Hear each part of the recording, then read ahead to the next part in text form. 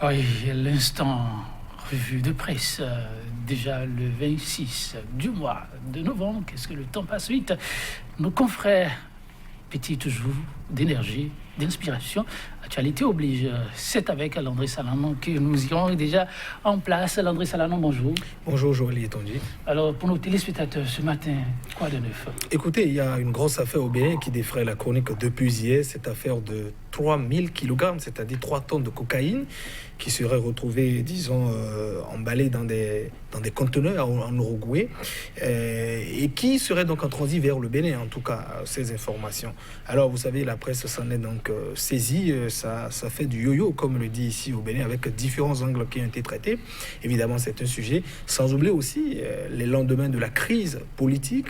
Nous avons déjà d'autres problèmes que nous gérons notamment au pays. Est-ce que nous avons véritablement tourné la page? Voilà les deux sujets principaux qui alimentent la presse ce matin, Joël Yetonji. Intéressant. Vous le constatez, il y a toujours de quoi se mettre sous la dent. Alors, Landry, nous allons démarrer avec un quotidien. Nous démarrons ce matin avec Point Média qui nous parle, disons, de cette affaire, évidemment, de cocaïne, nouvelle affaire. Enfin, les masques tombent-ils, nous dit donc ce matin le journal. Après la Cour africaine des droits de l'homme et des peuples, les faits blanchissent Sébastien Germain à Javon. C'est en tout cas la conviction ce matin du journal Point Média. Voilà. Pendant ce temps, l'Afrique en marche s'intéresse toujours au même sujet. Affaire cocaïne, si 18 kg donnent 20 ans, 3000 kg de drogue pour 3 points de suspension ce matin à la une du journal. Et si la Criette retrouvait les mains cachées de la drogue d'Uruguay, voilà donc la grosse interrogation ce matin du journal L'Afrique en marche. Un autre quotidien, une autre actualité. Le Télégramme, pendant ce temps, nous parle de la lutte contre l'insécurité au Bénin. Il y a 5 malfrats qui ont été donc abattus à Révier et 4 à Kassato. On dit donc ce matin le journal Le Télégramme. Plusieurs blessés et d'importantes sommes emportées à Zayanado, signale donc par ailleurs le journal qui s'intéresse toujours à cette actualité. Tonnes de cocaïne saisie en Uruguay. Une affaire de 740 millions de dollars, ça fait frémir. Joël Yetonji, de cocaïne enflamme la toile. C'est évidemment l'un des sujets qui défraie la chronique ici au Bénin. Le journal Le Nouvel Observateur préfère donc parler de la politique. Adoption de la loi portant statut de l'opposition. Le pouvoir créerait-il son opposition? Vous avez donc la possibilité de lire dans les colonnes du journal l'intégralité de la loi 2019-45 portant statut de l'opposition.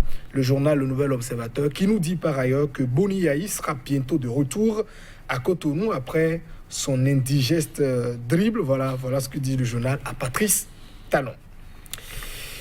Le journal L'Audace Info revient donc sur cette actualité. C'était le week-end évidemment à Paris. Au-delà donc des exilés politiques et de la diaspora, plusieurs Béninois de par le monde en conclave à Paris. Il y avait eu une forte mobilisation aux assises de Saint-Ouen. Nous dit donc ce matin le journal L'Audace Info qui rapporte évidemment, disons, les nouvelles de ce qui s'était passé le week-end dernier à Paris. Matin Libre nous parle donc de la crise politique au Bénin, talon opposition. La crise reste entière, affirme ce matin le journal. Finalement, à quoi aura servi le dialogue politique?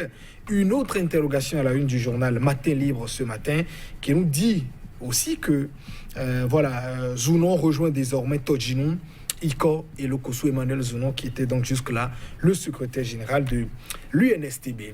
Et au-delà de cette actualité politique un peu chargée, La Nation, le journal de service public, nous apporte une information un peu gaie. Haute cour de justice, le Mali s'enquiert de l'expérience béninoise, nous dit le journal La Nation. Plaidoyer pour les hautes juridictions fonctionnelles en Afrique. Voilà donc les précisions que nous apporte ce matin le journal de service public. Et l'Eco Magazine, avec lequel nous finissons ce matin, Joël Yetonji, nous parle des obsèques de Tevo Idre, de Tidjani Serpos. Tevo Idre qui est donc conduit à sa dernière demeure, c'était le week-end dernier. Le vibrant hommage de Séverin Adjovi, qui fut également maire de la mairie de la commune, de Ouida, qui a été destitué, vous vous souvenez, Joël Yetonji. Voilà donc quelques informations que nous rapportent ce matin, comment dit-on, les différents canaux qui nous sont donc parvenus. Joël Yetonji. Merci à vous, Landry Salanon. Nous allons démarrer avec l'Afrique en marche qui fait, regarde l'affaire qui fait grand bruit de kilogrammes de cocaïne. Eh bien, un clin d'œil à la Criette, spécialisée dans le domaine. Oui, spécialisée dans le domaine. Vous vous souvenez, avec cette actualité, tout de même, qui a défrayé un peu la chronique il y a quelques années, avec cette affaire de 18 kg pur de cocaïne, dit-on. Voilà, on appréciait tout à l'œil nu. Il y avait eu une décision du tribunal. C'était très important de pouvoir rappeler quand même cette décision qui relaxait au bénéfice du doute, disons, le principal poursuivi, prévenu dans cette affaire. Et on en était là quand 2 années après, vous avez vu la Criette qui a été créée, qui est née 2 années après, s'est saisie du même dossier, et puis 20 ans, qui sont donc évidemment... et puis Sébastien Djemé Ajavon, voilà, pour ne pas appeler son nom, évidemment a été condamné à 20 ans d'emprisonnement ferme dans cette affaire. Aujourd'hui, exilé, évidemment, en France, éloigné de toutes ces entreprises. Vous voyez un peu tous les dégâts. Alors... Après, quand même, cette affaire, j'aurais entendu ce qu'on pourrait dire en République du Bénin, en tout cas pour la communication qui avait été brandie, les personnes s'en défendaient quand même, qu'on ne connaissait pas, il fallait aller un peu le pouvoir. Voilà, ceux qui avaient donc mis le sachet, ou bien je ne sais pas, le produit dans le conteneur, rien n'est fait, il a bénéficié que de 20 ans. Donc, on se croyait quand même à l'abri, disons, d'une telle affaire, parce que souvenez-vous, évoquez de ces gens d'affaires, ça salit quand même l'image du pays. Vous avez des investisseurs qui vont totalement fuir le pays parce qu'on ne peut pas dealer ou bien traiter avec un pays qui constitue quand même une plaque tournante de la drogue dans Avant d'évoluer, pour parlant du cas que vous évoquez, de 18 kg de cocaïne, il y a un titre de Point Média qui amène à réfléchir. Effectivement, il met dans l'angle après la Cour africaine des droits de l'homme et du peuple. Est-ce que les faits blanchissent? Sébastien Adjavon.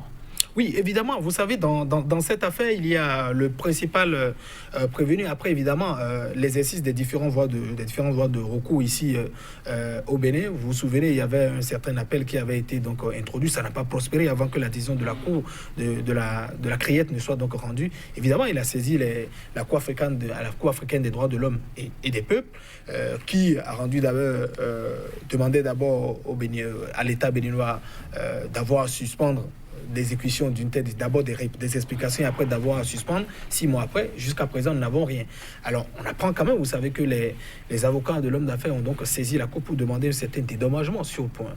Il aurait demandé, je crois, 500 ou 550 milliards pour dommages et préjudices subis, parce qu'il a souffert dans sa chair, en tout cas, à écouter ses avocats et tout ce qu'il a pu débattre. Alors, on attend patiemment la décision de la Cour africaine des droits de l'homme et des peuples, qui rendra justice. Il n'y a rien à faire. Ce sera pour pas. Est-ce que la somme demandée lui sera totalement accordée? On ne sait pas, mais je pense que sur le plan d'abord purement juridique, lui-même de son image, c'est une décision importante qui est donc attendue pour quand même, au-delà de toute l'injustice à l'endroit qu'il dénonce donc en République du Bénin, ce sera une décision qui fera davantage le conforter dans son opinion et sans doute rétablir en tout cas son image, si évidemment cette décision était donc produite en sa faveur. Alors l'Afrique en marche, pour revenir au sujet qui défraie actuellement la chronique, rappelle cette condamnation. Il dit qu'en fonction de la taille de kilogrammes aujourd'hui en question, que la Criette vraiment doit pouvoir s'illustrer. Oui, l'Afrique en marche, le journal très ingénieux ce matin, c'est-à-dire, c'est une règle de 3, on l'a tous appris, je l'ai au CME et au CM2, si 18 kg donne 20 années de prison, 3000 kg de drogue pour combien? Nous avons fait le calcul, ça donne 3333 ans, en tout cas. Donc, si on devait rester, si pour juste, je devais donc répondre, comment dit-on, à l'interrogation de l'Afrique en marche ce matin, donc, en principe, 3000 kg de drogue, de cocaïne pure, devrait vous coûter 3333 années. Bon, alors revenons à présent, je vais aller sur ces aspects que je développais. On pensait en tout cas qu'après tout ce scénario que le Bénin, qu'on a toujours présenté, qui est quand même un État prospère où les affaires marchent, on ne vivrait donc plus ces genres de situations. Mais malheureusement, c'est que nous comment dit-on, une autre affaire vient quand même salir un peu notre image. Il est vrai, il faut être d'accord en disant, mais c'est vrai qu'on parle de destination finale le Bénin, mais pour le moment, l'enquête n'est donc à l'étape primitive. Peut-être que c'était ça, et après, ça devait prendre un autre parcours. Vous savez, ils sont très ingénieux. Mais ce qu'on aurait demandé quand même au gouvernement, notamment au ministre de la Justice, et vous savez tout ce qui entoure, c'est que la même grosse communication qu'on a eue il y a quelques années quand il s'agissait que de 18 kg, je ne dis pas que de 18 kg, on veut quand même les entendre aussi sur ces genres d'aspects. Parce que il y a beaucoup de yo-yo. Ça n'est pas de dire non, nous allons chaque fois répondre, comment dit-on, à tout ce qui est balancé sur WhatsApp. Non, vous avez des journaux très sérieux, par exemple, tels que l'Observateur, qui ont parlé donc du sujet. Qu'en est-il réellement? Les gens nous entendent sur la question. Donc, je crois que la normocommunication n'est pas du tout recommandée à cette situation. On veut aussi entendre le gouvernement nous dire qu'en est-il réellement, et voir aussi la criette aussi, si évidemment il y avait des suites dans cette affaire, comprendre réellement. Alors, qui sont les personnes sans doute qui transportaient la marchandise, comme on le dit? Est-ce que ça devrait véritablement venir au Bénin? À qui ça appartiendrait? La criette a véritablement, je crois, comme le disait hier la dépêche, voilà, du pain sous la planche. Voilà. C'est sûr, oui, Landry Salanon, il y va aussi de l'image du Bénin. Ouais. Alors, nous passons à autre chose. Il nous reste quelques 45 secondes.